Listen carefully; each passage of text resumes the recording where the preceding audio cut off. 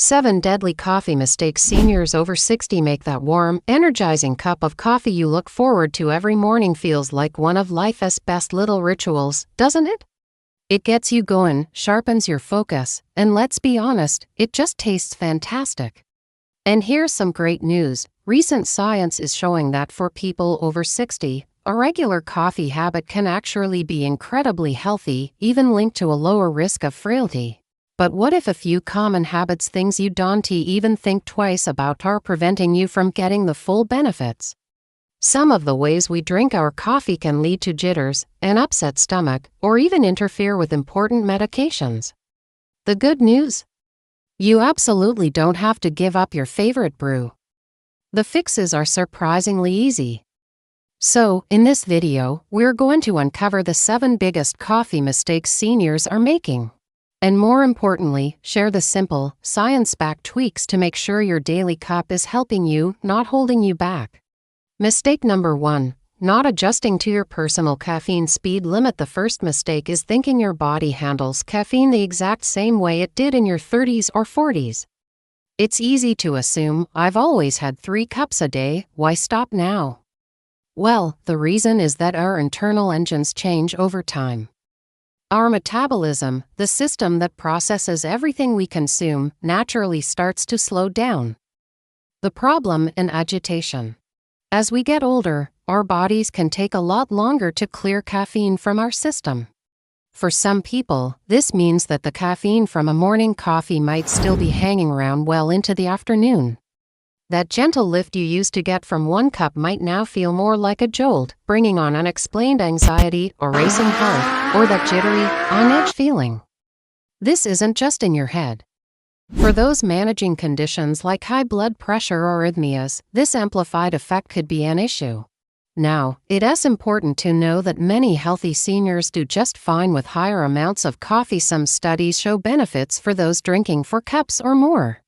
The key isn't a one-size-fits-all rule, but listening to your body. If a noontime coffee is suddenly making it hard to fall asleep at 10 p.m., that's your body telling you its processing speed has changed, robbing you of the deep sleep that's so crucial for our brain health. The simple fix, the solution, is all about personal calibration. Pay attention to how you feel. Are you experiencing jitters, a nervous stomach, or trouble sleeping? If so, that's your cue to dial it back a bit. You don't have to quit, just adjust. A great strategy is to try a half-calf, which blends regular and decaf beans to give you all the flavor with half the kick. Or, simply make your second cup of the day a decaf. It's about matching your intake to your body's current needs, so you can enjoy the ritual without the rocky side effects. Mistake number 2. Using a brewing method that can hurt your heart. Alright, so you've picked your favorite beans. But what you do next, how you actually brew them, could be a critical decision for your heart health. It turns out, not all coffee makers are created equal, and some of the most popular methods might be unintentionally bumping up your cholesterol. The problem in agitation. The issue comes down to 2 oily compounds found naturally in coffee beans, cafestol and cowheel. Studies have shown these terpenes can raise LDL cholesterol, that's the bad cholesterol that can clog up arteries. Brewing methods that don't use a paper filter, like a French press, Turkish coffee, or boiled coffee, let these oils flow directly into your mug. While you can't taste them, your arteries might feel their effects over time, especially if you already have high cholesterol. One study found that an unfiltered cup of coffee can have up to 30 times more of these cholesterol-raising compounds than a filtered cup. For those watching their cholesterol numbers, this daily habit could be working against their health goals without them even realizing it. The simple fix. This is one of the easiest fixes on the list. Use a paper filter. A standard drip coffee machine, a pour-over brewer, or even single-cup pods that use paper filters are your best friends here.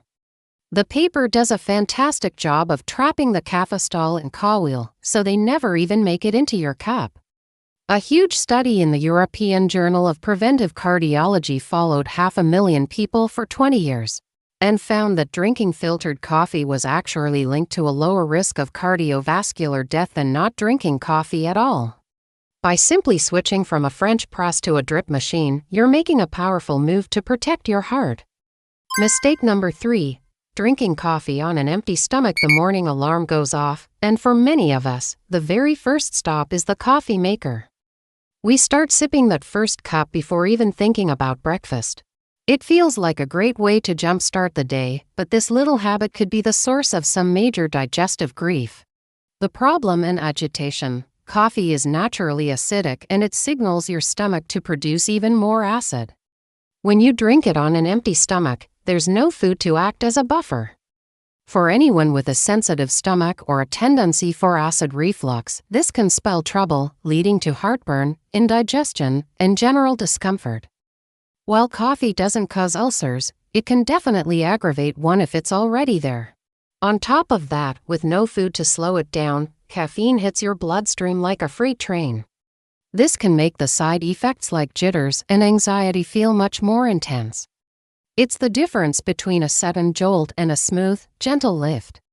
Coffee can also interfere with the absorption of certain nutrients, like iron, from the meal that follows, so having a little something in your stomach first is always a smart move.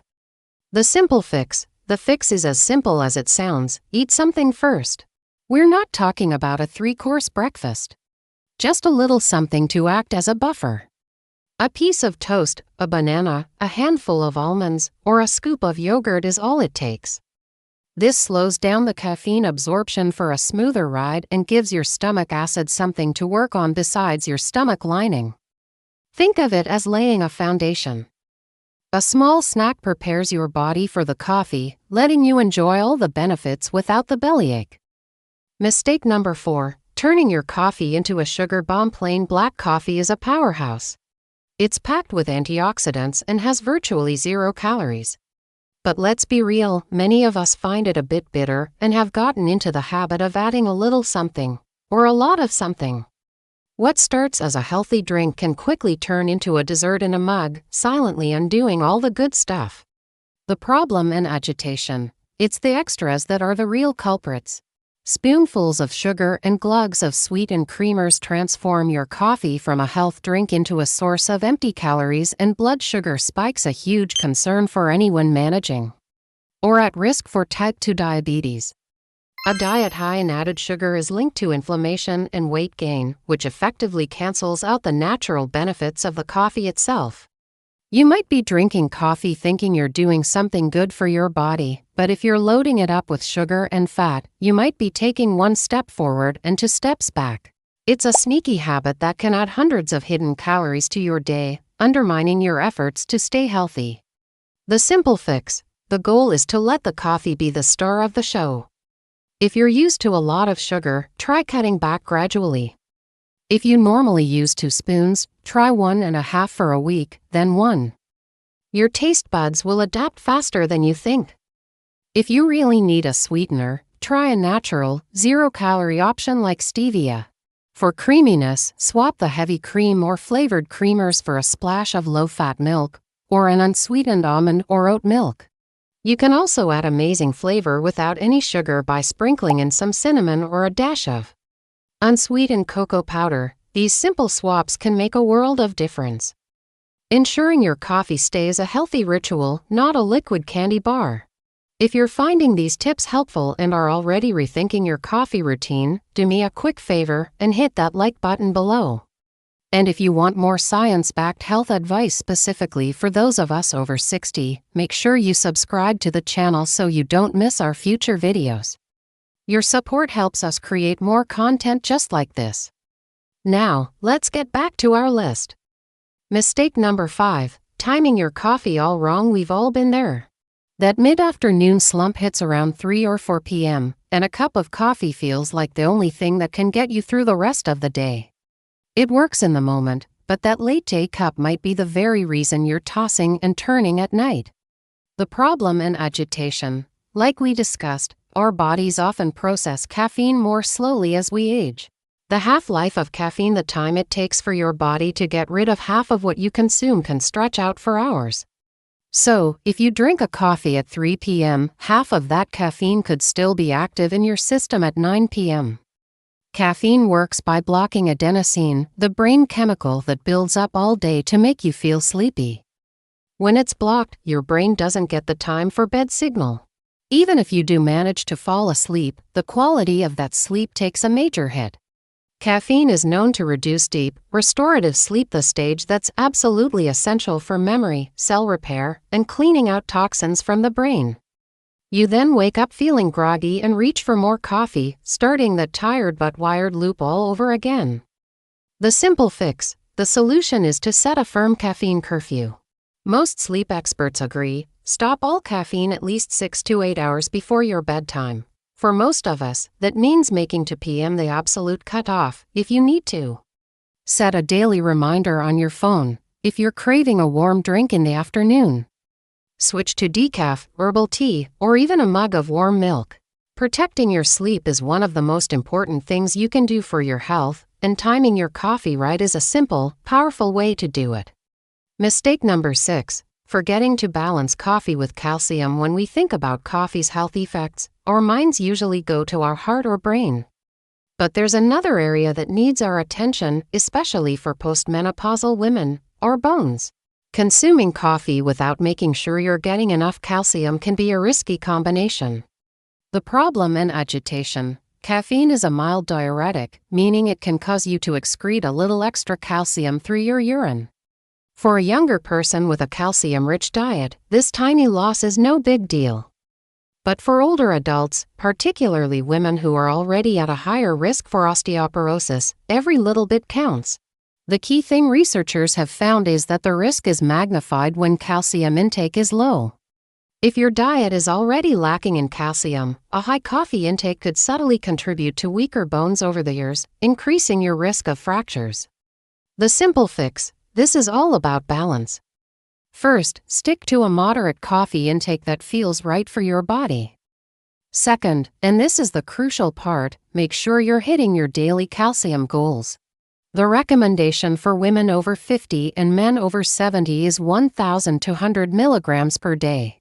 You can find it in dairy products like milk and yogurt, fortified plant milks, leafy greens like kale, and canned salmon or sardines with the bones.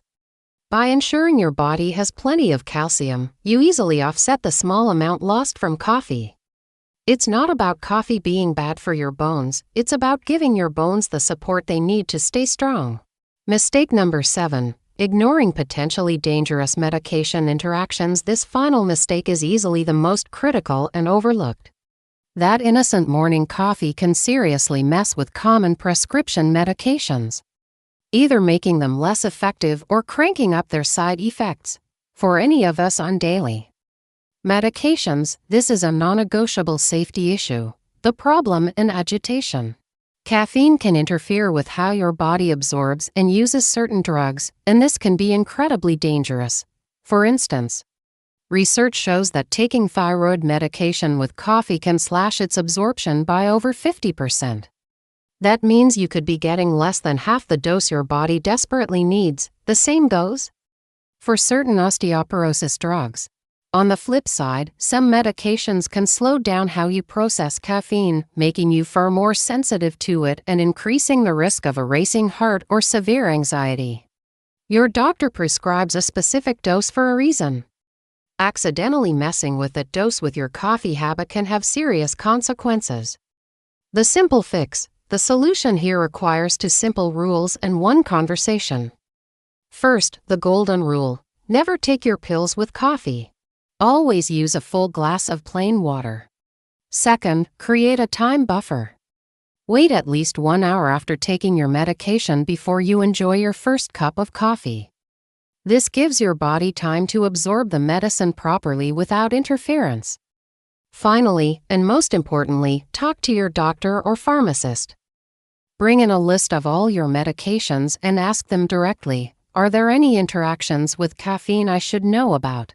They are your best resource and can give you personalized advice to keep you safe. This 5-minute conversation could prevent a serious health problem down the road, as we've seen.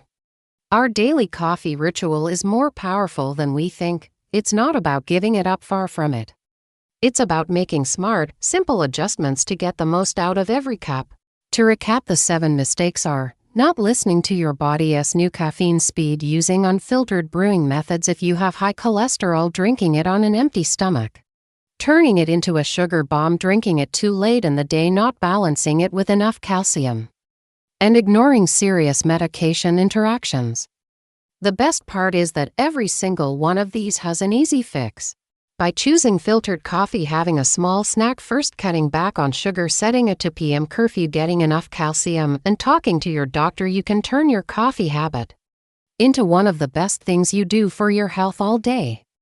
You can still enjoy that rich, comforting taste, but now with the peace of mind that you're supporting your body, heart, and brain for many vibrant years to come. Thank you so much for watching.